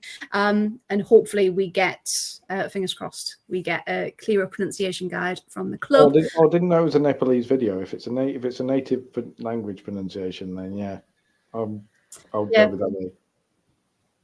Yeah, we'll go with Ale. But yeah, this is just kind of a PSA to all clubs. Can you please put pronunciation guides out for all of your players, or at least have them just introducing themselves so we have a point of reference, because all we want is just to pronounce people's names properly. So yes, thank you for listening to my TED Talk. Okay, so that was Charlton and Leicester. Paul, your favourite as well, Shannon O'Brien, has announced a 1-year extension with the club. You happy? Yes, because I'll always be happy with Shannon because, Cov Girl, an amazing player. But I think one more year at Leicester, one more injury-free year, touch wood, because she's had a whole bunch of injuries this year. Yeah. And she will be pushing for more notice. And it'll be interesting to see, actually. It's a statement of faith from her, actually, because as Emma says, Leicester have a new manager, Amandine Miquel from Reims. Yes. In the League One Feminine. Is she from Stade de Reims? She is from Stade de Reims, yeah. Reims, I apologize. Okay. It's all right. This is nerdy francophoneness. This is someone who still refers to it. Hey, we're learning. We're an educational podcast. That's why we're here. But she looks like one of those managers that has been kind of plucked from a decent level, and this for her is the big step up to see what she can do. So I'm excited. I love what she was saying about football needing to be a show as well, didn't she? When she got announced, like the football needs to be a show. She said something about being like wanted to play on the front foot, wanted to play offensive football. So I'm really excited to see how Leicester come out it now and play. Not Glastonbury, not a Glastonbury type of show. Not Glastonbury. Not Glastonbury type of show, no. But Glastonbury vibes. I didn't actually see that, but it makes me happy. Because that's what might have convinced Shannon to sign, because she loves being the kind of fly down the ring. But also Leicester have got a bunch of players who need that freedom, like Jutta Rantala, for example, who we're big fans of on the podcast. And yeah, I'm excited like Danny now. If she's there saying football should be a show and we want to play positively, that's the kind of thing you want to hear from a new manager, isn't it? Yeah. Absolutely, not shying away from the role at all. Yeah, absolutely.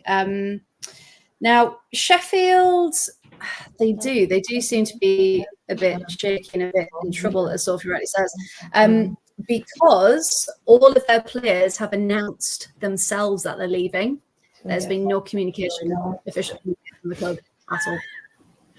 It's all through player profiles. That's how I've kind of found them for the transfer tracker going through, which does not bode well, does it? So they need a manager as well.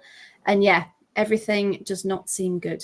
at Sheffield. I feel like they just need someone to, after all the hell they've been through, they just need a manager to come in who's kind of reliable, safe, steady, and to be like, right, okay, like this is my plan. This is how we move forward. This is how we kind of reinvigorate the club and make it back into a good thing. Yeah, we want to finish 10th. That is our ambition. We want to finish 10th in the championship, and we'll build from there. Mm-hmm. Yeah, this is kind of fresh start. Let's build from here and let's keep going. So yeah, it's keeping everything crossed. But for all the players who have departed, just hoping that they do find their football happiness again with the other clubs that they're going to. It was announced. So the next two we kind of touched upon on Friday. But Danny, obviously you weren't with us then. So Katie Robinson to Villa was announced. I was kind of a bit. Danny, have you got any thoughts on that one? Yeah, I think I'm probably more enthusiastic than you are about this. I really like it. She's still quite young. She's 21. Still, she's got a lot. She's got a lot about her. She's got a lot of pace. She makes things happen. She's very direct. I think she's. I mean, maybe not necessarily something completely different to what you've got already, but I do think she can get in behind and she can really start to make things happen. And I think she's got that enthusiasm that at a club like Villa, I think she can flourish. I really think she can be good for you this season. Just for the summer, then she's leaving. Just for summer, yeah. I think it was more I think it was the way they phrased it that kind of just made us go, nah. They went, she's the new Alicia Lehman. I was like, no, not having that. So yeah, they played it very much as, she's the replacement, she's this, she's that. So yeah, and we just kind of we went, no, we don't want another Alicia. Like, leave her. It's just gone. We don't want that. So yeah, but like you said, she brings that fast pace. So yeah, I'm more than happy to prove them wrong. I think I said that on Friday as well. But yeah, it was just kind of but yeah, apparently she's been a target for a couple of seasons now. So yeah, they've got her. They kept that very quiet, didn't they? Well, that's the thing. There's never been a rumor because it was NWSL for months. After it was announced she was leaving, and then suddenly it was, she's been a Villa target for years. Has she? Maybe your mum can get the GoFundMe going for the flights to the NWSL. Well, it says in the thing that Robert Tapau, apparently he came up against her with the youth age groups and thought she was really promising. So maybe he's had an eye on her. Maybe not Villa. Maybe he's kept an eye on her. But yeah, happy to be proven wrong for that one. So I really hope that she does well, because we'll take anyone we can get. I'm going to address, by the way, I'm being done dirty by my partner in the chat. Like with wonderful. As everyone knows, me being a proud Sky Blue. Get a tattoo.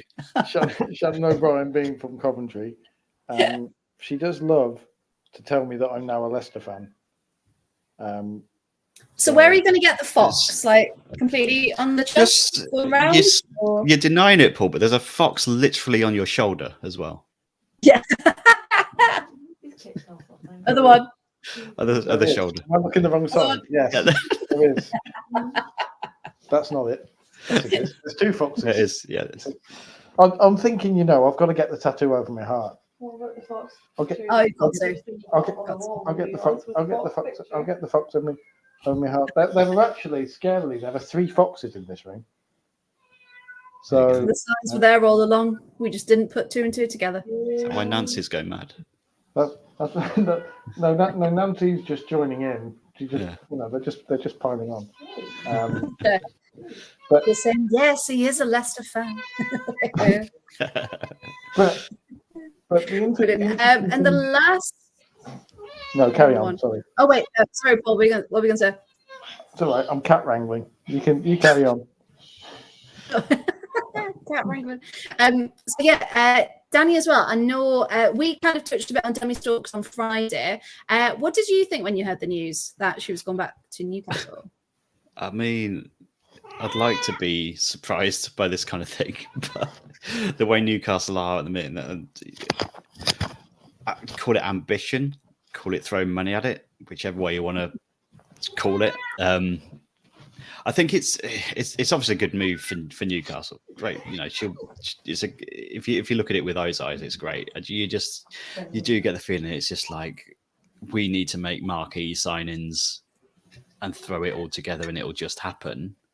Because I don't think this is going to be the end of it either. This is going to be the start of probably a summer that Newcastle do this kind of thing and bring in bigger-ish names to go into this. But it's how they fit it all together, isn't it? I mean, obviously she's going to be great in the Championship, but I just got that. It's just that icky feeling, isn't it, with them? It's of how they get the money, all that kind of stuff, and how they just how we enjoyed the Championship so much on this podcast last summer, didn't we? Last season, I'm going summer again. I've got summer in the brain. Like we loved it for this competitiveness, and you just don't want this to become Newcastle's league where they just throw everything at it money wise and buy their way to promotion and do it that way, because it was such an enjoyable watch every week. It was so competitive week in, week out. You didn't know what was going to happen. Like your bottom team could beat your top team any day of the week. And that's my fear with this, is that it becomes just a complete sideshow with Newcastle just buying up the league and winning promotion that way. Because it's no fun especially when there's only one promotion spot as well. Absolutely. You know, I mean, great for her, obviously, but it's a life as a player. But it's just not a nice sign for the Championship, I don't think, this season. No, and it's kind of we touched a bit on it on Friday, and we kind of said, you know, Newcastle was always one of them clubs that you're from the area, you can play for your club. Like it was very much the community was at its heart, and just counting up there 1, 2, 3, 4, 5, 6, 7, 8, 9, 10, 11. They've let 11 players go this season. And they've brought in Shania Hales from Bristol, Amy Andrews from Durham, Deanna Cooper from Reading, Claudia Moon from Sunderland, and Demi Stokes as well. Yeah, so the Northerners, that's hard to take, isn't it? Yeah. They're not our Geordie Lassies anymore. You know, they like to make the big thing of our Geordie Lassies. They're not, because they've all been discarded. Like, you know, Grace. Yeah, like we're at this level now. Off you go. You've done your bit. See you later. We'll get, you know, better players. I will be interested to see what happens, because Amanda Stabler's leaving. Obviously, she is. Yeah. The chief. Is she the chief executive? No, she's not the chief executive, but she's definitely one of the three, like, chief operations officer type people. Yeah. She's the person who's driven the women's team, some would say cynically, for sports washing and whatever else, but some would say, but they've made a big thing of how, you know, one club and all of that sort of stuff.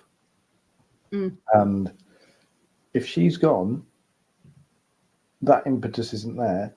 And if Newcastle, as frankly I hope, don't go up, then it'll be interesting to see if the momentum just drops off, if they'll throw 1 year at it and then not drop off. I will say as well, speaking of the Championship, Southampton losing Ella Morris is going to be big for them, because she was one heck of a player, and Spurs have got a really good player. Flying, you know, we love a flying wing back. I love a flying wing back, and she is one of those. And I think she could be a player to watch for Spurs next season, with her on one side, and Amanda Neildon on the other. Yeah, that's really good. Spurs look very player, isn't she? Yeah. Very good. Yeah, because Southampton, they've also got some Sheffield players. They've got Fran Stenson and Tara Bourne. Southampton have also got Freya Gregory from Aston Villa on loan. Why she couldn't stay at Villa, I do not know. That's a different podcast. And they've also got Rachel Rowe back from Rangers as well. So yeah, there's clubs that you can see their thought process, and you can see them strengthening, and you can see, you know, what's happening. And then some clubs have just been deathly silence. Absolutely nothing happening whatsoever. So we've still got another 2 months, just shy 2 months, for some business to get done. So fingers crossed. We need to mention the third tier actually, because Nottingham Forest are making moves. In the past week, they've signed Mel Johnson from Charlton, who's yes, striker, and Millie Chandarana from Blackburn as well. They're Forest are going for it. Yeah, I'm really excited for it because their season starts in a few weeks. So I'm hoping to try and get some games before everything kicks off. Because even like you said, the quality coming through from tier 3 upwards, it's just really, really exciting. I'm gonna have to expand the pod at some point and talk about some of the more exciting games down the tiers as well. Now, only a few more things, and I promise we will let you go to sleep. So the Young Lionesses were in action. It is the women's under-19 Euros. The championships started the other day. The Young Lionesses won 10-0 against host Lithuania, which was phenomenal. 6 different goal scorers, a couple of hat tricks in there as well. Brilliant start. And they were in action again today. So, Danny, you were watching it. Now, this was a very different to their 10-0 win. But how did the Young Lionesses do against Serbia?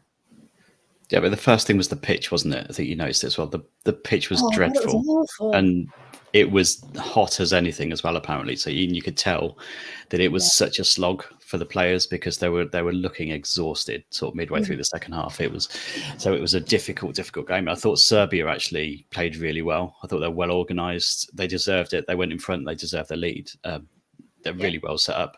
It was Matejic who scored their goal. I don't know if you've seen it. I don't know what you think, but I didn't see the need for the Cruyff turn in the middle of it, which she was running through. It felt like she had acres of space and she did a little turn out of nowhere, like she's on FIFA. Well, I had a laugh because girls on the ball were live tweeting it, and they went, "Oh, thought she'd fluffed it because that turn was, why did she do it?" Yeah. But then she saved it and got it in. Yeah, she got it in. It's a bit of a showing off moment, I think, but it was a great goal to be fair. But it's a lovely finish. Play the old skill. Pull the old skill stick on FIFA. Yeah, exactly. I love to do that off. If I'm playing, I'll flick up and volley it. Yeah, that's my FIFA move. Yeah, but we had a couple of chances after the goal. Substitutes made a massive difference, I thought, in this game as well. The couple that we brought on. So there we go. Substitutes making a difference for England. And then we got a penalty with 2 minutes left, and Enderby, who was one of the subs, slotted it in, which was really, really important, I think, to the actual progression, because it just gives us that extra little bit of a platform before we play France on Saturday. We've got to, I think, if we draw we go through, but if we lose we can still go through if Serbia don't beat Lithuania by a silly amount of goals. So we still need something on Saturday, but that goal at the end really helped, and I think Serbia will be very disappointed, I think, because they deserve to win from what I saw. Thought we were a little bit, we played the conditions a little bit. I thought we didn't get the ball to Ajimang as much as I really wanted us to, because you get it up to her, she can do massive amounts of danger, can't she? As we know from a championship time last season. Yeah. Do we need to just play to her strengths? She almost had a chance, didn't she? It was like in the opening couple of minutes, and he thought, "Oh, this is going to be good," and then it just kind of faded off, and you were like, "Oh." Yeah, okay. It's really weird. I don't know whether it's the conditions or what, but we just didn't seem to be playing it up to her enough. We didn't seem to be using her to her strengths. I was like, just literally just give her the ball. She'll hold her 5 players and she'll score goals. But yeah, and I think, Poppy Pritchard came on. I thought she was great as well. She injected a lot of pace and directness to it. So we got there. It was just not the prettiest of ways to get there. But I think fair play to Serbia for making it that way as well. And they'll score a few goals against Lithuania, I'm sure. But hopefully we can get over the line and against France. It'll be a tough game on Saturday to get through. But hopefully we can get there. Yeah, we'll have to do a tally of all the Cruyff turns in their match against Lithuania. Like, 5. Okay. Yeah, I'm sure there'll be a fair few, to be fair. Yeah. Just pirouetting down the pitch. What do you guys think about Mia Enderby not being a starter? in her age group, because I am genuinely amazed by that. And I might be being unfair because there are some players in that team who I admit I haven't seen much of because they're in academies like Arsenal, whereas we've seen more of Enderby, obviously watching her since 16, 17. But I can't get over the fact that she's not considered a young Lioness's starter. That seems really weird to me. Considering, like Danny said, like how much of a difference she made when she did come on. So yeah, she definitely needs more game time. Absolutely. For that one. Have we had confirmation whether or not Evie Rabjohn is an ACL yet? By the way, because she. Oh no, that was a really bad injury, wasn't it? Yeah, I haven't seen, but it did look bad, didn't it? Yeah, it did look bad. Should I get stretched off for those of you who didn't see? Those 3 letters were kind of bandied about just because of how bad it looked.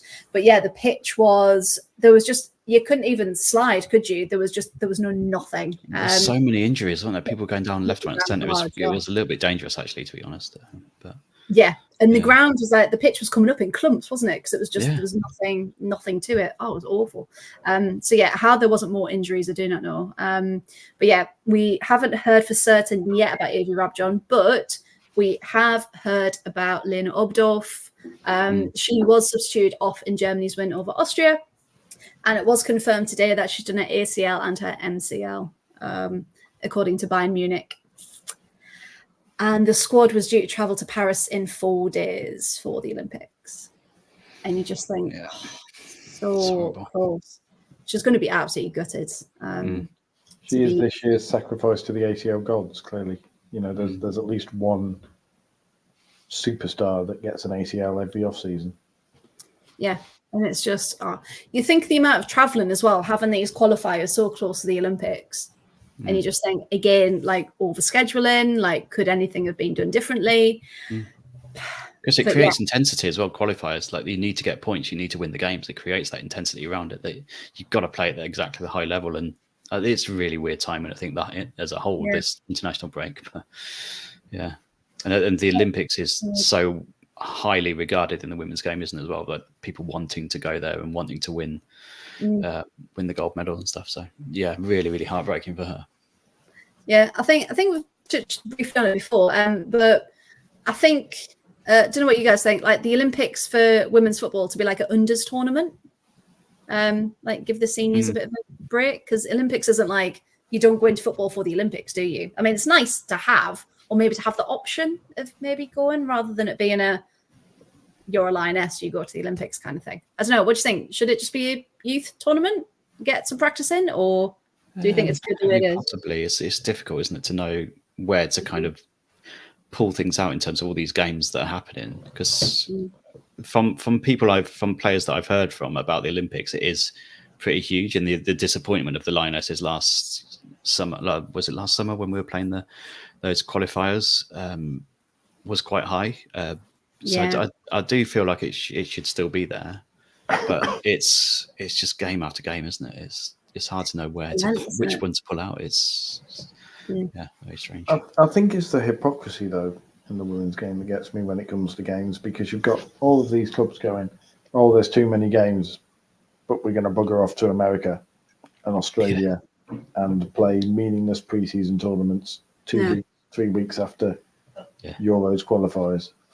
Because we need to increase brand players. And you look at it and go, really? If Leah Williamson doesn't play a meaningless friendly against an A-League All-Stars team, does that really impact anybody's bottom line? No. But she gets another 2 weeks rest. And I just find it interesting how you have Arsenal players coming out and doing the whole we're struggling, but we're all going to fly to Australia. Yeah. And how much influence they have on that, or whether clubs, as employees, clubs are just saying, right, this is you're expected to, your contract says you play and you're expected to travel on this pre-season tour. And if you don't turn up, then great, but it might impact you going forward.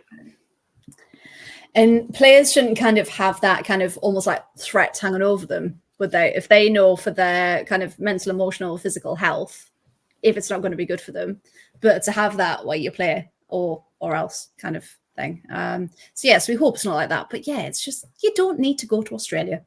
If there was like a summer that was like completely free, and they went right, okay, you can have a holiday before, then we can fly out, and then you've got kind of a holiday before pre-season. Maybe if it was like that longer gap, maybe. But you don't need to go. Like it's okay to not go. That's fine. Like, you don't. Or meet in the middle. Both of yous meet halfway. Like,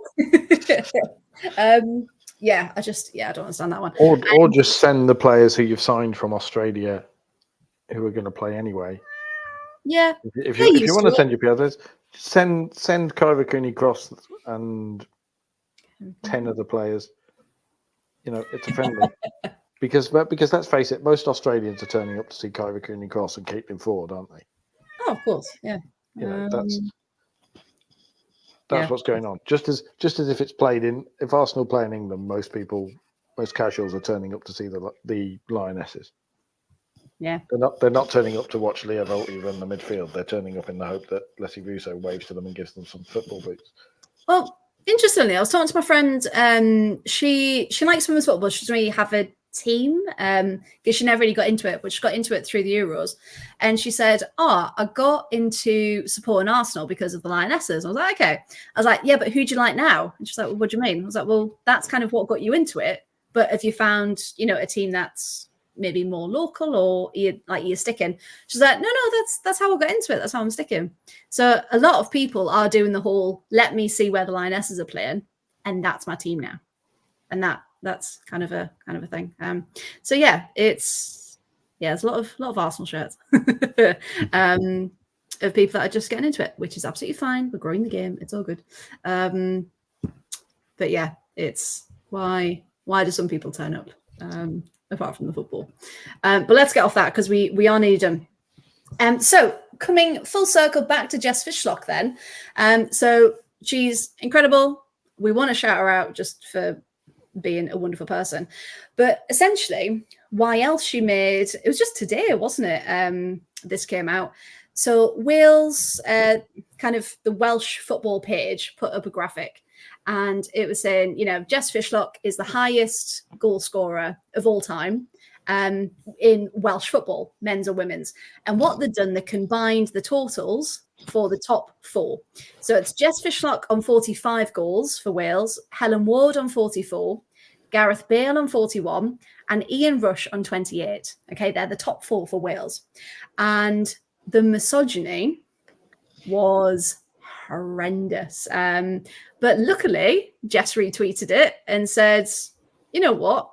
To all of you with all your comments, off you pop. We are one Wales. And that's it. So Paul, just kind of briefly, why did people have such an issue with this? Because they're misogynistic idiots. Beautiful. Basically. It's interesting how they get really annoyed because it's like, women, if you compare women's football to men's football, they're not the same thing. You can't compare them, blah, blah, blah, blah, blah. And then when it's shown, well, actually, women's football has its own right to be compared and is being placed on an equal footing with the men. Yeah. They get really annoyed and threatened by it.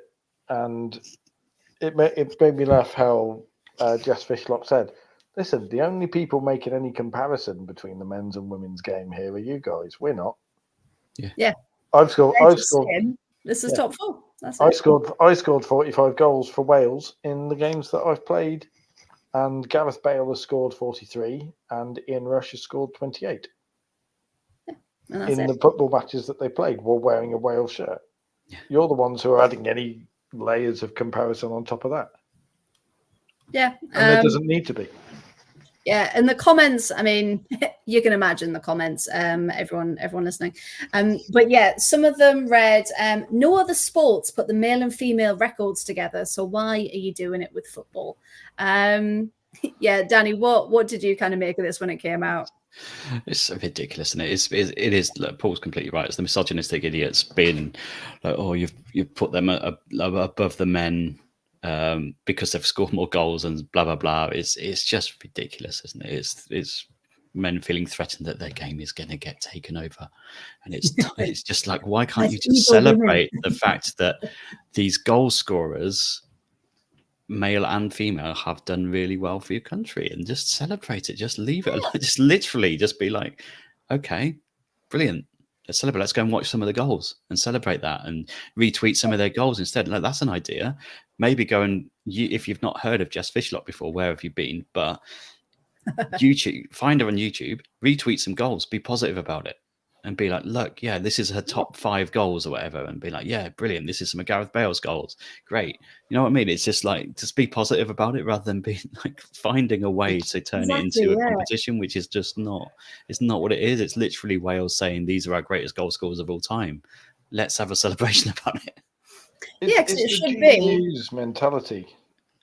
It's the whole, we can't possibly just call it football. We have to separate it, and we have to argue that one football is better than the, because they're not the same game. What? Sorry, does women's football have different rules that we're unaware of? It's 22 people chasing an inflated pig's blood around a field trying to stick it in a net.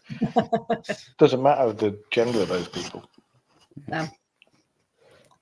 And some do it very well, some do not. But that's the thing. You should be able to go, oh my God, these people are Welsh. Like, let's, big that up. And to have that positive moment about it, rather than, how dare you make Gareth Bale not look like the best Welsh football player of all time. And it's like, that's not the point. You've made that point in your head. That's not the thing. It's always the worst specimens of blokes as well who do it. It's either people who look like their best physical days were way behind them. I think that's the best way I can put it. Or if it's people who think more and more, if it's the people who I could play the Lionesses, it's the worst kind of mediocre, usually white blokes who you look at and just go, you peaked in school, didn't you? Like, you peaked that season. You scored 75 goals on the playground. It's like in year 5. In year 5, like there was like the guy on GB News who was saying, "Oh, he could take on the Lionesses." It's like, mate, it turns sideways in a strong wind, you get blown away. Midi Bright will snap you in half. Like, yeah, they've got no perspective, have they? They've still got this idea of women being very weak and feeble, and oh no, I've upset you, I'm so sorry. And that's not the world we live in, to be honest. And yeah, some people just don't have that thought process, and it's baffling how they've got this far without meeting women who go against their stereotype. But I suppose they're so far in their heads about what it should be and kind of where these levels of power are that they don't see it. They're completely oblivious. They always have pictures of their girlfriend in their profile with a pint as well, like, or show off their manliness. Abandon a woman. Yeah, and the woman always looks like the smile is slightly too wide. You kind of look at it and go, Blink twice if you need us.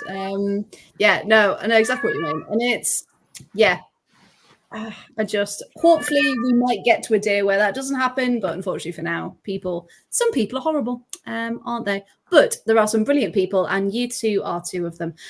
So thank you very much both for joining me this evening.